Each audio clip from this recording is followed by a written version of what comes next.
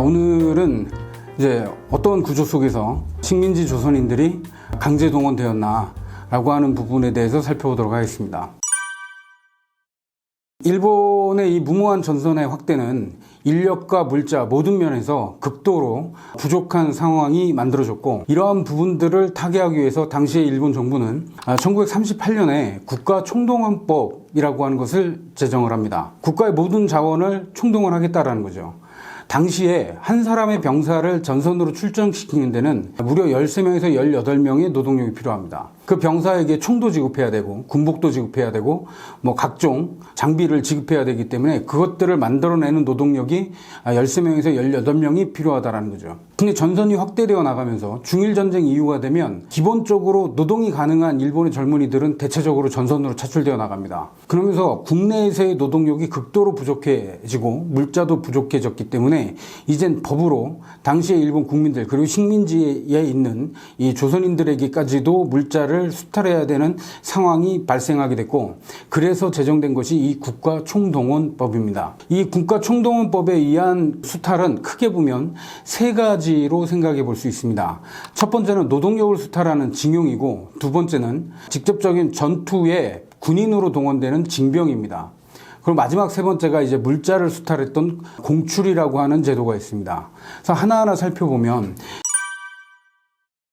징용이라고 하는 것은 그 안에서도 시기에 따라서 세 가지로 구분이 됩니다. 국가총동원법이 제정됐던 초기에는 그나마 할당 모집의 단계였습니다. 이 할당 모집이라고 하는 것은 당시 일본의 전범 기업들이 부족해진 노동력을 충당하기 위해서 일본 정부를 통해서 조선총독부로 노동력 동원에 대한 요청을 합니다. 그럼 당시의 조선총독부는 그 해당 기업이 한반도의 어느 지역에서 노동자를 모집해야 되는가라고 하는 그 지역을 할당해 줍니다. 그럼 그 지역에 가서 해당 전범기업이 주체가 돼서 노동자들을 동원하는데, 물론 이 단계에서도 당시 면사무소와 같은 조선총독부를 통한 행정기관들이 직접적으로 도움을 주지만 어쨌든 노동력을 동원했던 주체는 일본의 기업입니다. 기업들이 중심이 돼서 모집을 공고하고 하는 것이죠. 그래서 이 단계가 가장 낮은 단계입니다. 근데 이 할당 모집을 통해서는 상당히 시간이 걸리기도 하고, 기업이 주체가 되다 보니까 자기들이 예정했던 인원만큼 제대로 모집이 진행이 되지도 못합니다. 그래서 여기서 한 단계 더 발전된 것이 관할선입니다. 이제는 아예 기업과 총독부를 통해서, 그리고 각 지역의 행정기관들이 기업과 함께 사람들을 모집하는 거죠. 근데 이 모집 단계에서부터는 그냥 알선이라고는 하지만, 그리고 모집이라는 용어를 쓰지만 그 모집을 한 것이 아니고 실제로는 해당 노동력을 갖췄다라고 생각되는 사람들을 무작위로 이들을 당시 행정기관들이 압박을 하건 협박을 하건 해서 그냥 데리고 가는 겁니다. 그 과정에서 다양한 문제점들이 발생했지만 당시에 전쟁 수행이 급했던 일본은 그런 걸 신경 쓸 처지가 아니었습니다. 이렇게 관할선을 통해서도 동원하는 방식으로는 도저히 또 부족한 인력을 메꿀 수가 없었기 때문에 1939년이 되면 불과 1년 뒤죠. 국가총동원법을 제정한 후에 국민징용령을 발동을 합니다. 이 국민징용령이라고 하는 것은 우리가 징병제에 의해서 군대에 가듯이 국가에서 노동력을 갖고 있는 국민들 내지는 식민지 조선인들을 그대로 차출해 가는 겁니다. 그냥 이건 국가의 책임이라고 하는 것을 절대 벗어날 수가 없는 거죠. 그래서 인력 동원으로 따진다면 가장 어떻게 보면 최악의 단계가 이 징용령이라고 하는 것을 발동한 단계가 됩니다. 그럼에도 불구하고 인력의 부족이라는 문제는 쉽게 해결되지 않습니다. 이제 남자들만이 아니라 1944년이 되면 여자 정신 근로력이라고 하는 법률을 제정을 해서 여성의 노동력까지도 동원하는 단계가 됩니다.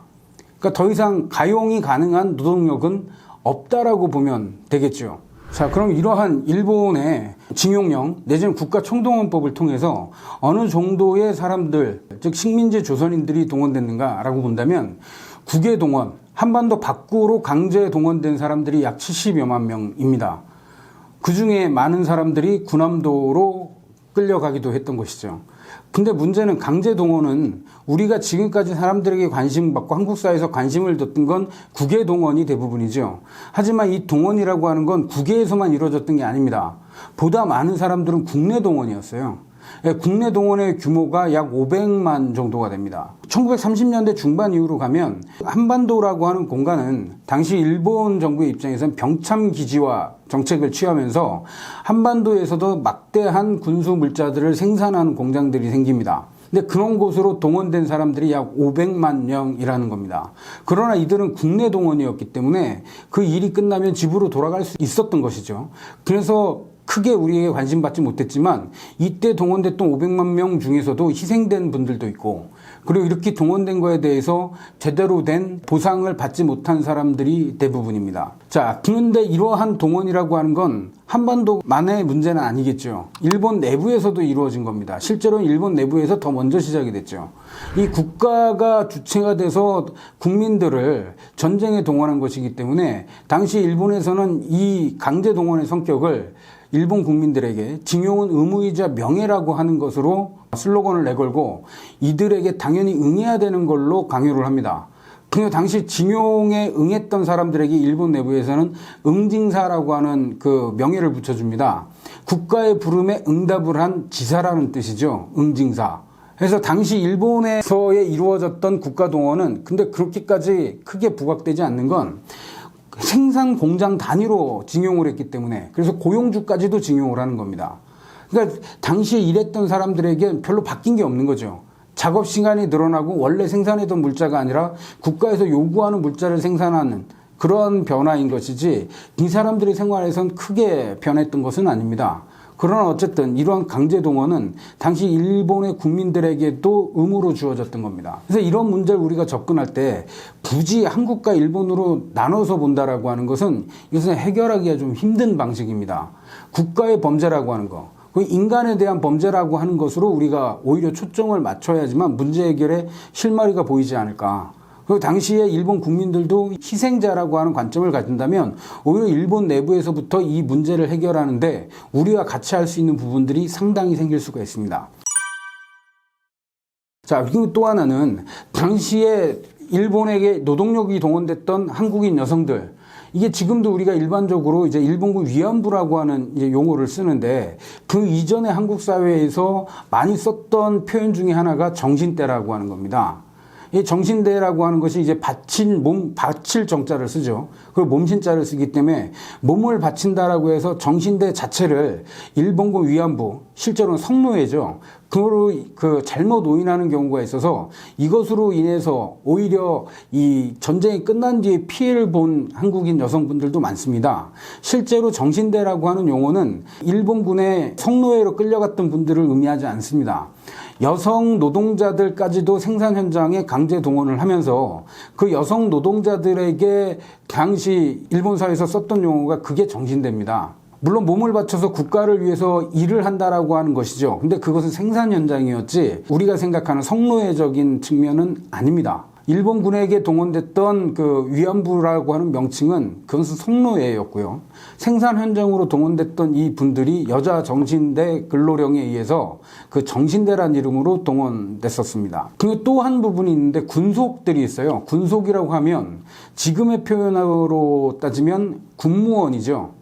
근데 이분들은 동원 방식이 일관성이 없습니다. 당시 일본이 급할 때는 강제 동원의 형식을 띠기도 했지만 지원을 했던 사람들도 있습니다. 그래서 이들 자체를 우리가 하나로 일괄해서 강제 동원이다 아니다 라고 이렇게 쉽게 판단은 못 내립니다. 근데 이 군속으로 동원됐던 분들, 즉 군대 안에서 일하는 민간인으로 동원됐던 분들 중엔 2차 세계대전 후에 전범재판에서 B씨급의 전범으로 처벌받은 한국인들이 꽤 됩니다.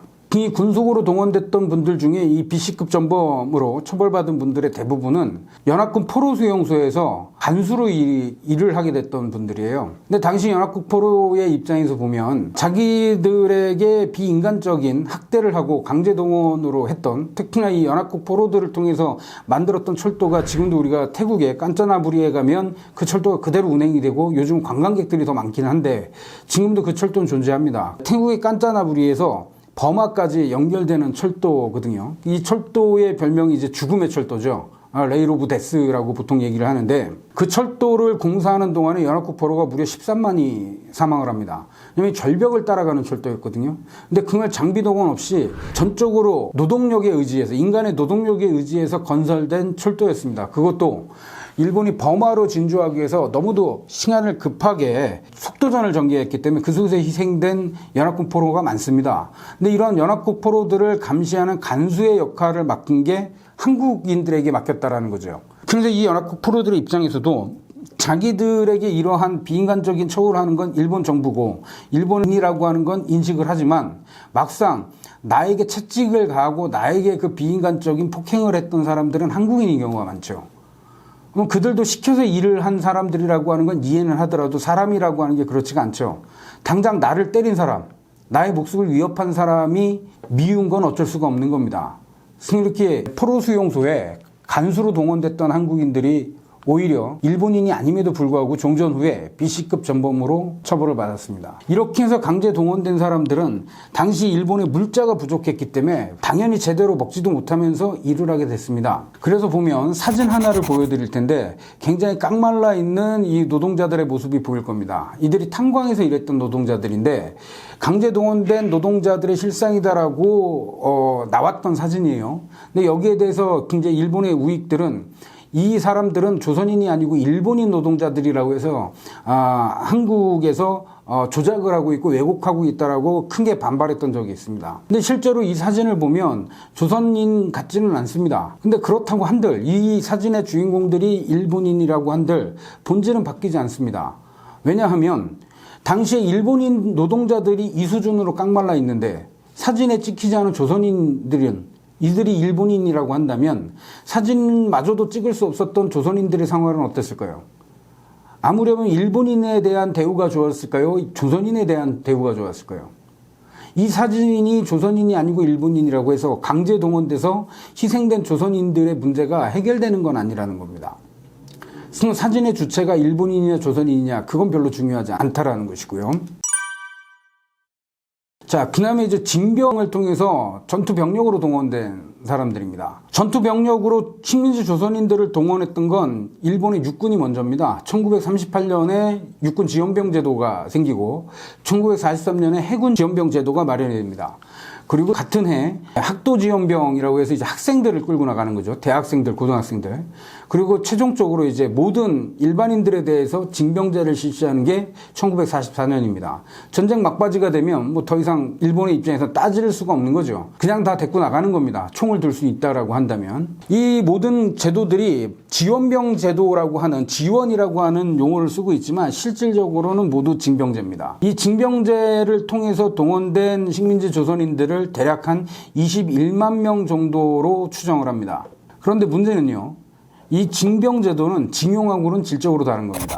이 징병제도를 실시한다라고 했을 때 일본의 관계기관에서 상당한 반대를 합니다. 그 중에서도 징병제 실시에 대해서 가장 마지막까지 반대했던 기관이 어디였을까요? 의아하게 생각하실 분들이 있을지 모르겠지만 징병제를 실시한다라고 했을 때 가장 거세게 반대했던 기관은 일본 군부입니다. 전쟁에 동원하는 인원을 데리고 가는 건데 왜 일본 군부가, 그것도 병사들이 크게 부족했던 일본 군부가 왜 그렇게 마지막까지 거세게 반대를 했을까? 그건 징병제도라고 하는 성격에 있습니다.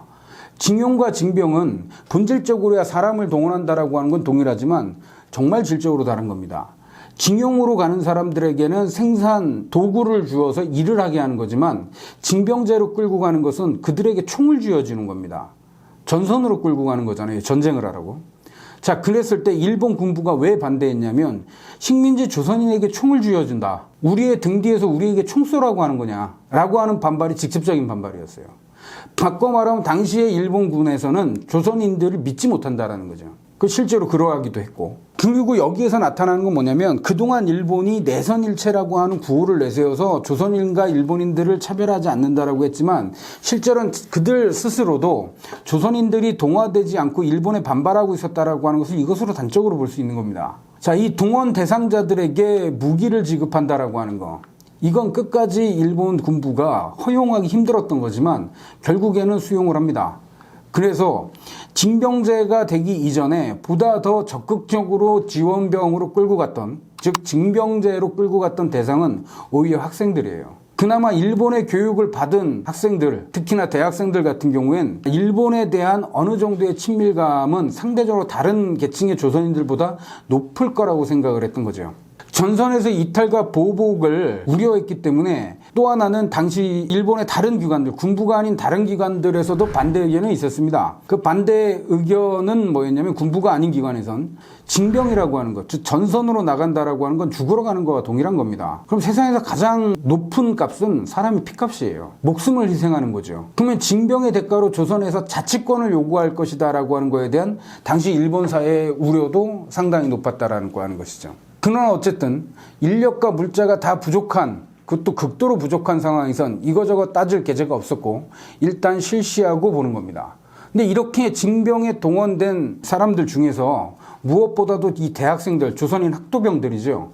그 학도병들 중에 약 30%는 흔히 우리가 알고 있는 가미가제라고 하는 식의 그 자살특공대로 동원이 됩니다. 이 자살특공대는 정말 무모한 짓이죠, 우리가 볼 땐. 근데 그 무모한 짓을 하는데 고급 학력이 필요한 겁니다. 대표적으로 가미가제 같은 경우는 이제 폭탄을 가득 실은 비행기를 타고 가서 자폭을 하는 거죠. 근데 비행기를 조종한다라고 하는 건 지금도 아무나 비행기 조종하는 거 아닙니다. 그 용어들을 다 이해할 수 있고 그 기계의 체계를 이용할 수 있는 정도의 지적 수준이 필요로 하기 때문에 단기간 교육시켜서 비행기, 전투기의 조종사, 폭격기의 조종사로 만든다라고 하는 것은 학력이 높은 사람일 수밖에 없는 겁니다. 그러니까 조선인들도 자살특공대에 동원됐다라는 거죠. 근데 이 자살특공대, 좀 전에도 제가 이제 가미가제를 일단 예를 들었죠. 이 자살특공대는 단지 가미가제만 있었던 게 아니에요. 가미가제는 비행기로 자살 공격을 하는 거죠. 그래서 그 이름 가미가제는 한자로 쓰면 신신자의 바람풍에서 신의 바람입니다. 신풍이라고 하는 거. 근데 이 가미가제가 일본 역사에서 처음 등장하는 건 고려와 몽골의 연합군들이 공격했을 때입니다. 그때 두 번 다 태풍이 불어와서 일본에 대한 원정이 실패를 했는데 그때의 바람을 당시 일본 사회에서는 신이 보낸 바람, 그래서 가미가제라고 불렀습니다. 근데 그때는 자연의 태풍이었지만 이 2차 세계대전 말기에는 일본이 인공적으로 신의 바람을 만들려고 한 것이고 여기에는 기울어져가는 전세가 역전되길 바라는 그들의 무모한 희망도 여기엔 담겨 있겠죠. 그래서 이름들이 다 하나같이 대단합니다. 몇 년 전에 우리가 신문지상에서 몇 번 봤던 표현인데요. 인간 어뢰라고 하는 게 있죠. 어뢰를 제작을 해서 그 어뢰에 사람이 타고 가서 조종해서 연합국에, 특히나 이제 미국의 군함에게 이제 자살 공격을 하는 건데 그 인간 어뢰의 이름을 당시에 일본에서 뭐라고 불렀냐면 가이텐이라고 불렀습니다. 가이텐은 한자로 쓰면 이 돌회자죠. 돌아올 회. 회전할 회자에다가 하늘천을 써서 하늘을 바꾼다라는 뜻이죠. 역시 전선의 불리함이 이것으로 역전되기를 바라는 무모한 희망이 여기에도 담겨 있습니다. 그 가이텐이 인간 어뢰를 지칭하는 것이었고 또 있습니다. 쾌속정에다가 폭탄을 가닥 싣고 가서 역시 자살 공격하는 건데 그것의 이름은 신요라고 불렀습니다. 이 신요는 한자로 쓰면 흔들릴 진자에다가 바다 양자를 씁니다. 그러니까 바다를 진동시킨다라는 거죠. 그래서 바다를 뒤엎는 겁니다.